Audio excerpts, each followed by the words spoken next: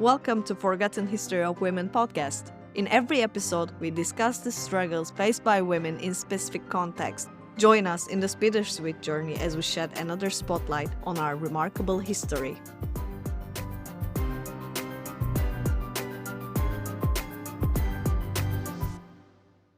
Hi everyone and welcome back. After a much needed summer break, I'm thrilled to dive into a brand new episode with you. First and foremost, a huge thank you to each of you for your incredible support and thoughtful feedbacks. It truly keeps me going. This podcast is entirely independent, free of advertisements, and self funded. I'm committed to keep it as a guerrilla podcast, free from external influence so we can keep our conversation real and unfiltered.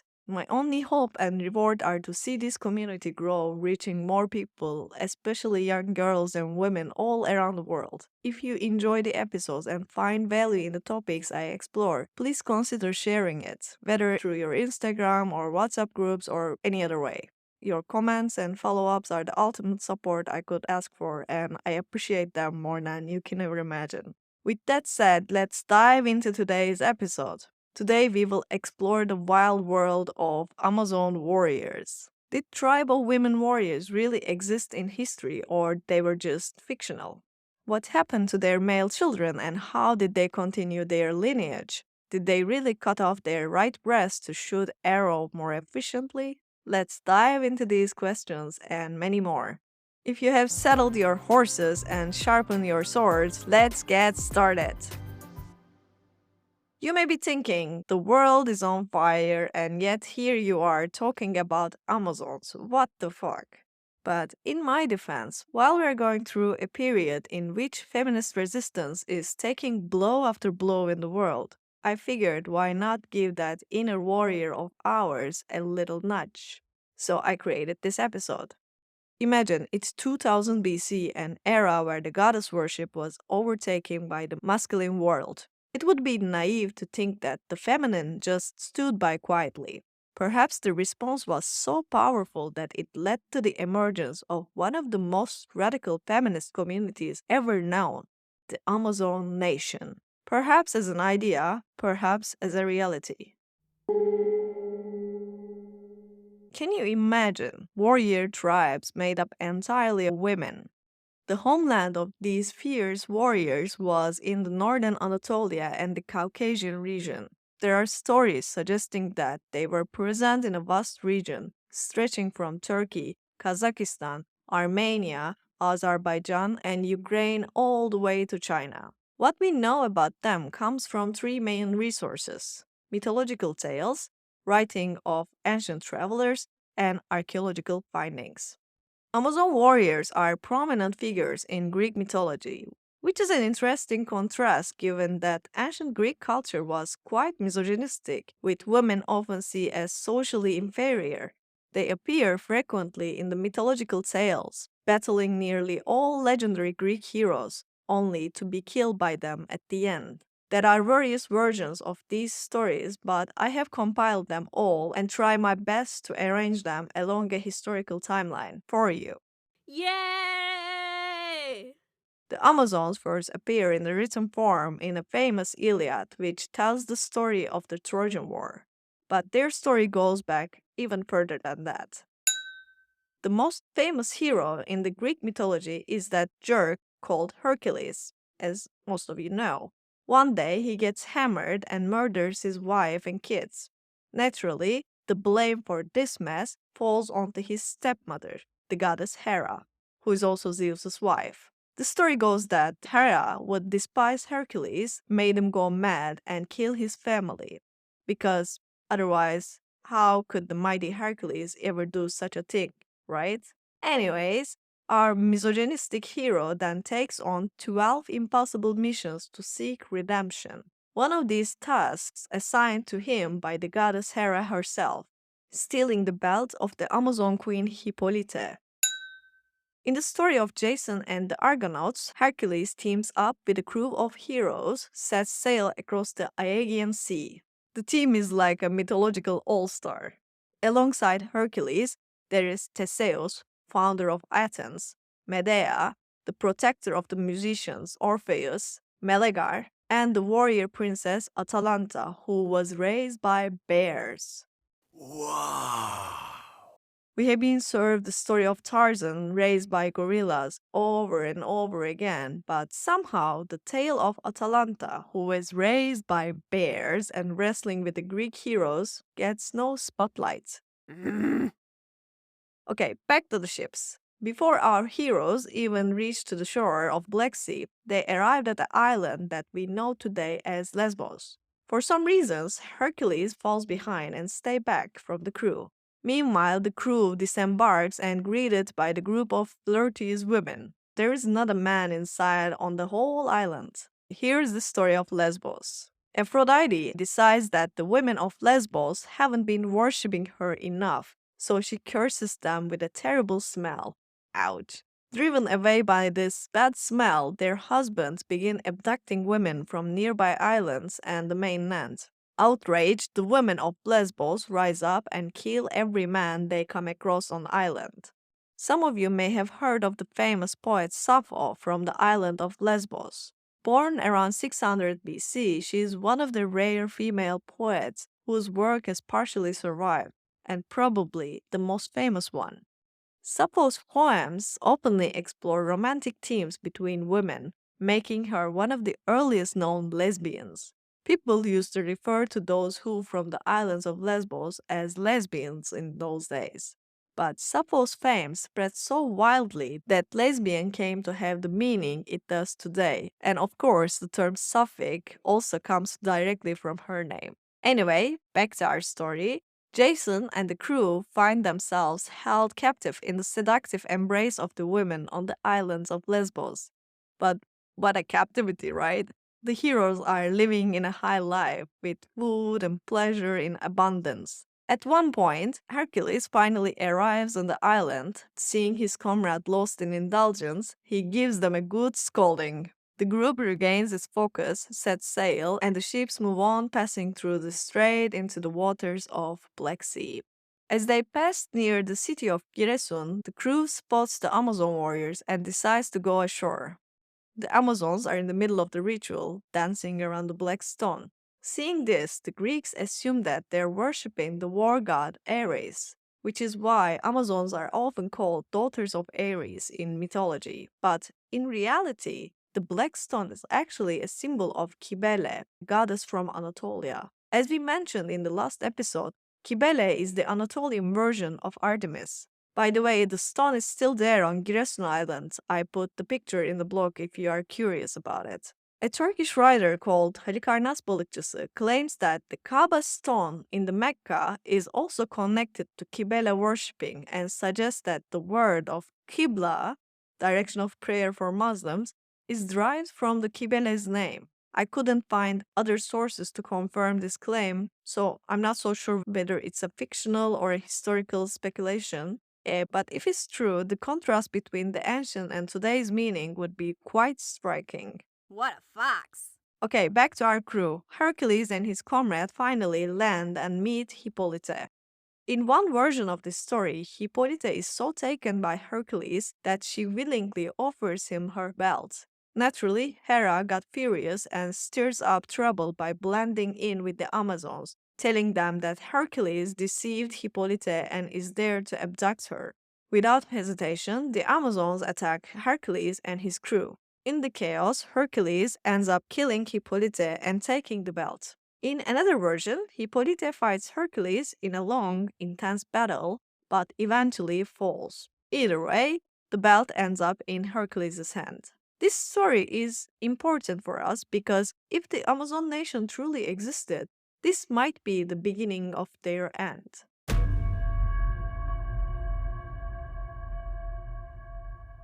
As the Greeks depart from the island, one of their ships is full of Amazon warriors as captives. At one point, the Amazon managed to overpower their captors, seize the ship, and kill the Greek crew.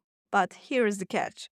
Our furious warriors don't know much about sailing. So the ship starts to drift on an open sea for a while until they finally manage to land near the Sea of Azov, a region inhabited by the nomadic Scythians. Amazons quickly tame wild horses roaming the area and take measures to survive. They have been dragged miles from homes into a completely different world with no idea where they are. The Scythians secretly watch the Amazons, amazed by their strengths and skills. Seeing chance to mix with the powerful group, they send some young men over, hoping to make a connection with these women.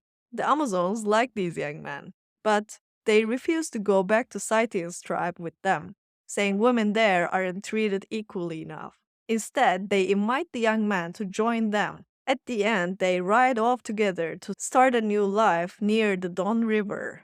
According to Herodotus, this is the origin of the Sarmatian people. I will go into more detail about Sarmatians and Scythians, but for now, let's get back to the main story. As Hercules and the crew make their escape, they have another prize that might be even more valuable than Hippolyte's belt, the mighty Amazon princess Antiope. The king of Athens, Theseus, sees Antiope and falls for her immediately. In some versions of the story, Antiope falls in love with him too and willingly leave with the crew. In other versions, Theseus takes her by force. In some sources, the story of Theseus and Antiope is written independently of Jason and the Argonauts. Still, the outcome remains the same. Amazon princess Antiope is declared the queen of Athens by Theseus. Given the Athenians' view of Anatolian people and Amazon as primitive and barbaric, it is easy to imagine their reaction to having an Amazon queen. In the end, both Belt and the Antiope fall into the Greeks' hands, symbolizing the powerful Greeks' victory over so-called barbarians and securing their place in mythology as trophies of triumph. The long after, the dickhead Hercules once again completely got drunk, accidentally sets himself on fire, and dies in a rather undignified way.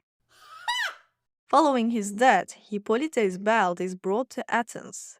To avenge Hippolyte and Antiope and return the belt to its rightful place, the Amazon gathered a massive army. After a long journey, the Amazon lays siege to city of Athens. Can you imagine that? The siege lasts about 4 months, but in the end, the Amazons are defeated. We don't certainly know whether this war happened in the history like Trojan War, but many ancient artworks depict this siege. Can you imagine what would happen if the warrior women managed to conquer the mighty Athens city? The Amazon nation suffers a heavy blow from that defeat of this siege. The remaining Amazon tribes in Anatolia are weakened further as neighbor group attack them. Less than a century after the siege of Athens, the famous Trojan War breaks out. The war continues for 10 years, leaving both sides exhausted. Achilles weakened the Trojans further by killing Hector. At this point, Amazon princess Pantasia arrives to aid the Trojans. She charges through the battlefield with a small army, breaking through the lines and facing Achilles himself. They engage in a long, fierce duel, but eventually Achilles kills Amazon princess. As Pantasia falls from her horse, her helmet comes off and Achilles realizes that he has been fighting with a woman, a very beautiful one. At that, he falls in love with her then and there, but it's too late. Unlike with Hector, Achilles treats Pantasia's body with a great respect, returning her to the Trojans with honor. After this, Amazons became the fixture in the Greek art and culture, but they rarely appear in the new stories. But does the proud Amazon nation vanish from this history along with Pantasia? Probably not. About 1,200 years later, a historian named Curtius mentions a surprising event. One night, 300 women reportedly stormed into Alexander Great's camp. Original 300 Spartan story. Well, it's actually about Queen Telehatris, an Amazon queen who fearlessly charges through the ranks with her warriors and stands before Alexander the Great. Her request is straightforward. She wants to have a child with this powerful warrior. Hmm? What were you expecting? For 13 days, the couple don't leave the tent. After that, the Amazon women return home just as they came. What happened afterwards is unknown. So, imagine this an Amazon queen rides for days across countless miles just to sleep with the Alexander the Great. It really shows us how much the Amazons stretch the limits of the male fantasy. But it's still great to see their names after the Trojan War 1200 years later. So, long live strong Amazon nation. And by saying that, I conclude the mythological part of their story. As I mentioned, it's usually impossible to place these stories within a precise timeline, and there are many different versions. But I hope the versions that I put together is memorable and you like it. Some experts believe that the Amazons were entirely fictional, a boundless reflection of ancient Greek sexism. In nearly every story, except with the Alexander the Great, Amazon warriors face off with powerful Greek heroes only to be defeated. It's as if ancient Greece was both fantasizing about strong women and at the same time punishing them in a brutal ways. While this hypothesis is quite plausible, it doesn't fully explain one important truth: the discovery of female warrior skeletons in excavation around the region. Ooh. I briefly touched the gender biases in archaeology and history in the History of Goddess episode. In this part, I also come across some intriguing details that I want to share with you. This bias is a projection of 19th and 20th century gender norms onto ancient times. As I mentioned before, when a tomb with weapons is discovered, the skeleton is often labeled as male. If the skeleton is found with jewelry or pottery, it's labeled as female. And I'm not even getting into the interpretation of found artworks and inscriptions. One of the most intriguing stories about these gender biases in archaeology is that the Kazakhstan's Golden Man. In 1969, Soviet archaeologists uncovered the most magnificent tomb found in Kazakhstan at the time. It had it all: weapons, gold, jewels, and a skeleton with a damaged skull. Thrilled by the discovery, the lead archaeologist, Akishev, named the skeleton as Golden Man. The skeleton became so famous that after the fall of Soviet Union, Kazakhstan adopted it as a national symbol, claiming Golden Man as the powerful warrior ancestors of Kazakhstan. But there's a twist in this story, and it was uncovered by an incredible woman named Janina Davis Kimball. She's one of those feminist archaeologists that I keep mentioning, and let me introduce her to you. Kimball started her archaeology career after the age of 65, following three marriages and raising six kids. Before that, she worked in various jobs, from teaching to nursing. Eventually, she decided to study art history, which somehow led her to an excavation site. There, she falls in love with archaeology and decides herself to study the role of women in nomadic societies. She even managed to get permission to examine the Golden Man in Kazakhstan during the Cold War. Like, she's a real life Wonder Woman. Kimbai suspected from the very start that the so called Golden Man might actually be a woman. What a fox! The skeleton was notably short, even for an average Scythian woman, with slender bones that resemble female rather than male structure. Kimball then examined the artifacts in the tomb. The skeleton had a handband similar to those worn by Kazakh women of that era and included several accessories believed to be exclusive to female shamans. Growing confident in her theory, Kimball published her findings. She was expecting a strong backlash, but instead she found complete silence, except for the anthropologist who examined the bones, saying that her suspicions might be correct. Kimball requested a DNA test from authorities to determine the gender of Golden Man. Can you believe that no gender test had been conducted on this important national symbol yet? When she later followed up with the anthropologist about this test, she found both the lab and the anthropologist had vanished. The lab had been relocated and the bones had mysteriously disappeared. What a fox! I dug into this story and came across a news article from 2019 titled Golden Man Found. They had discovered a box labeled Golden Man Rest in Peace in the basement of a forensic lab. Due to having been stored in an unprotected cardboard for almost 50 years, the remains were now unsuitable for DNA testing. Ugh. In the end, they buried the bones of our golden sister to let her rest in peace. Can you believe how much effort these guys put just to keep people from discovering that their national symbol might be a woman? Is mind blowing. This is precisely the sexism in archaeology looks like. It's not just one or a few female skeletons being discovered. There are thousands of examples. Excavation in Bulgaria and Mongolia have uncovered over 1,000 female warrior skeletons. While some of these were correctly identified from the start, others were reclassified thanks to the effort of archaeologists like Kimball.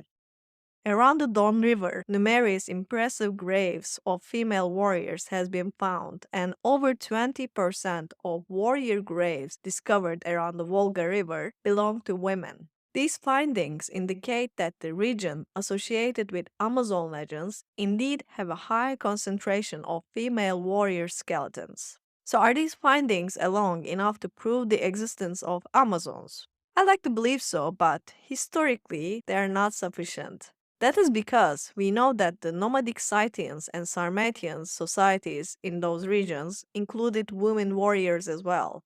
Some writings from the ancient travelers who documented the Amazons have survived through this day. Historians and travelers like Herodotus, Justin, Diodorus, and Strabo of Pontus wrote down Amazon legends. None of these travelers claim to have seen the Amazons themselves. Instead, they passed on Amazon stories from the oral tradition. Almost all of them agree that the Amazon lived around the Thermodon River and the Don River and the nearby regions. Some accounts claim that the Amazons were warrior tribes made up entirely of women. They would occasionally meet with the other tribes to have sex so that they can continue their lineage. According to some sources, they gave their male children to their fathers, while others suggest that they killed them at birth. Diodorus, for example, describes the Amazon as a tribe of both women and men, where the women fought and hunted, while the men took on domestic tasks like spinning wool or cooking. To ensure this division, male children were reportedly crippled from young age, so that they effectively enslaved men. Okay, there is also the story about Amazons removing one of their breasts, which appears in accounts of travelers other than Herodotus. According to the legend, Amazons would cauterize or remove their right breast while still young, supposedly improve their ability to throw spears and shoot arrows. Ha! Bullshit. Unlike men, us women are not so enthusiastic about cutting our organs. It's highly likely that this story is pure nonsense. In fact, there is a very plausible theory about where it came from. Ancient Greeks had a rather snobbish belief that all words must have Greek origins. So when they encountered a foreign word like Amazon, they would go very far to prove it had Greek roots. You can still see these tendencies among today's intellectuals. The word Amazon isn't Greek, of course, but it sounds similar to the Greek word meaning breastless, which is likely where this rumor started. So, to flesh it out, they need to create a sensational story, like cut off their right breast to shoot arrow better. Studies considering the bows and spears of the time, along with the feedbacks from professional archers, indicate that the right breast doesn't interfere with the archery at all. And also, no ancient Greek artwork depicts the Amazon with only one breast. Even Herodotus, one of the earliest sources on Amazon, doesn't mention this curious detail. So, it is probably a big bullshit. The general view of ancient Greeks towards the Anatolian tribes is clear. They saw them as primitive and barbaric. These so called barbaric societies, named Scythians and Sarmatians, were likely among the most egalitarian in the world in terms of gender equality. Wow. Now we're stepping out of mythology and into history. Historians suggest that among the Sarmatians and Scythians, men and women were generally raised the same way. Both genders learned to fight and handle daily tasks equally, largely because the nomadic lifestyle requires it. Women and men even wore the same clothes in their daily life or in a battle, a concept that remains radical even today. A quick side note: While doing this research, I came across an article about the battle outfits of these tribes. It mentioned that the armor with plunging neckline, like the ones you see on Xena or Wonder Woman, would actually be deadlier than any sword strike. Just falling face down in such armor would almost certainly crush your ribcage immediately. That's why women back then wore flat armors, just like men. One article even mentioned that the smallest chest was preferred among these nomadic women. Riding at a full gallop in an era without sport bras was probably quite uncomfortable for women with large breasts, right? I also read the pants were invented by women of these nomadic tribes in order to ride a horse more comfortably.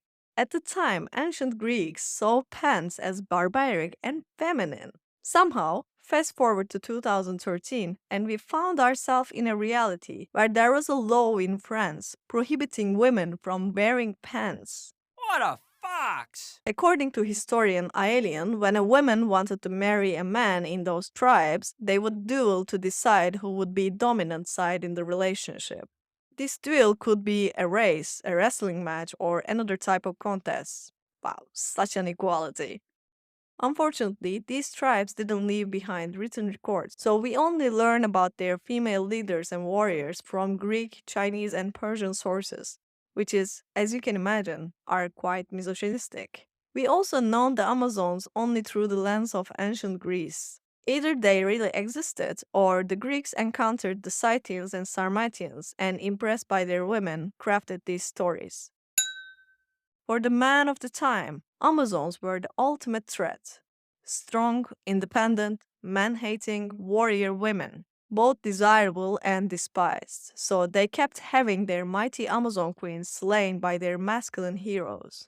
But they overlooked one thing. In that era, the highest honor for a hero was to die in a battle with glory. Amazon warriors like Pantasia and Hippolyta were given this honor, while the heroes who defeated them met with pathetic, far from heroic ends. Hercules died as drunk, accidentally setting himself on fire. Theseus fell off a cliff, and Achilles, well, we all know about that heel incident. None of it is glamorous. Fast forwarding a bit, the Amazon make another appearance on the stage of history, this time battling against colonizers. Let's head to South America and tackle the burning questions. Does the Amazon River's name have anything to do with the legendary Amazon warriors? The answer is yes.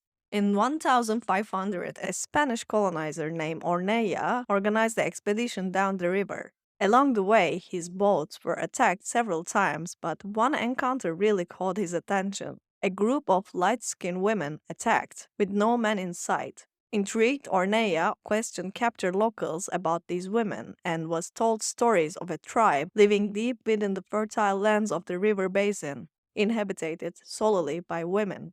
Though Ornella never found this elusive tribe, he reported his encounters with these Amazons. Later, explorers tried to track down this mysterious tribe, but no one ever found a trace of them. The Amazon story got so popular, and so the people started to call the river Las Amazonas. Now, let's journey from South America to Africa and meet the Agojis, African Amazons whose existence is well documented from 17th to 19th centuries. Known as the Dahomey Amazons, this fierce group of women played a crucial role in resisting colonialism in Africa. The story begins with a small female guard formed by King of Dahomey to protect his palace. The king didn't want any man in the palace, so he created this elite group of women warriors. Each of these women was considered a wife of the king. They were forbidden from seeing their families, forming relationships, or having children. The women underwent strict military training, and their ranks often superior than any other man. Before long, these elite guards expanded in number and evolved from palace protectors into a full military force. The kingdom of Dahomey, particularly under the Agoji, stood out for its resistance against the French. At a time when tribes were capturing and selling people to colonial traders, Dahomey resisted the slave trade.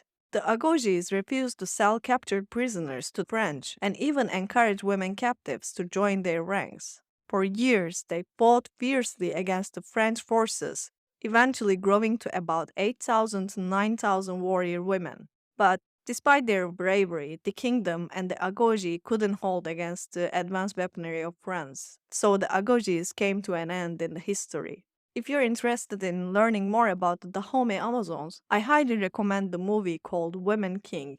It is a great movie. By the time we reached 2013, a young man with a bit more hair back then named his garage-based online bookstore Amazon, inspired by the power of Amazon River, and saw the Amazons, who once thrilled and terrified men as perhaps the history's most radical feminist force, became the namesake of one of the world's most capitalistic corporation, ironically and unfortunately. Despite the dominance in ancient Greek and medieval art, Amazons barely make it to the TV or film screens. Dickhead Hercules seems to get endless reboots, yet somehow our Amazon girls remain out of Hollywood's spotlight. Isn't it a bit strange that such a captivating phenomena has been almost entirely overlooked?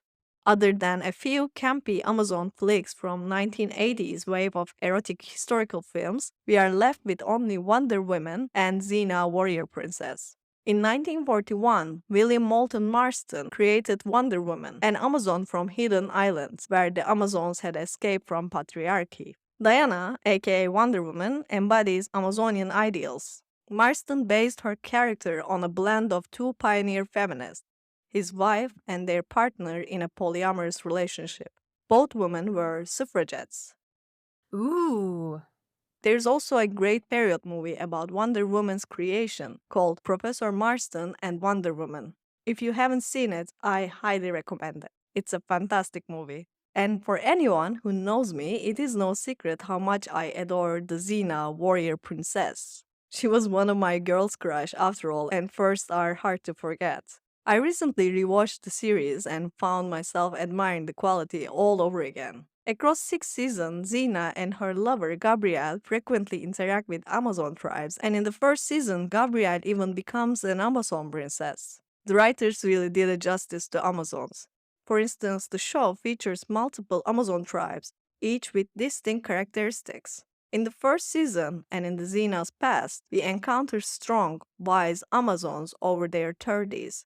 But as the series progresses, these seasoned warriors die off. In the later seasons, we see the mighty Amazon nation gradually weakening with younger, less experienced members taking their place. So, were these Amazons real? It's unfortunately impossible to give a definite answer. Archaeological evidence for a warrior tribe made up exclusively of women would be very hard to find actually. But as the saying goes, where there is smoke, there is fire, I find the possibility of such a radical group's existence quite plausible. In the end, if the Hercules was real to Greeks, then Hippolyte, Antiope, and mighty Amazon nation were just as real, maybe even more so. Today's feminist movement, growing stronger yet facing increased backlash, has begun carving out space openly only to women and minority groups. Women and queer only parties, events, and gyms and self defense classes are becoming more and more common. These spaces aren't about segregation or man hating, they are a response to women's need to feel safe. In the same way, during the ancient period, when goddesses were being dethroned and the women were increasingly marginalized, it doesn't seem far fetched that the women might have armed themselves and formed similar protective communities. I believe there are two important lessons to take from the Amazons. First, sisterhood is sacred. Second, learning self defense isn't a hobby, it's a necessity. Long live strong Amazon nation. That's it for today's episode. See you soon, Viragos. Jin, Jian, Azadi.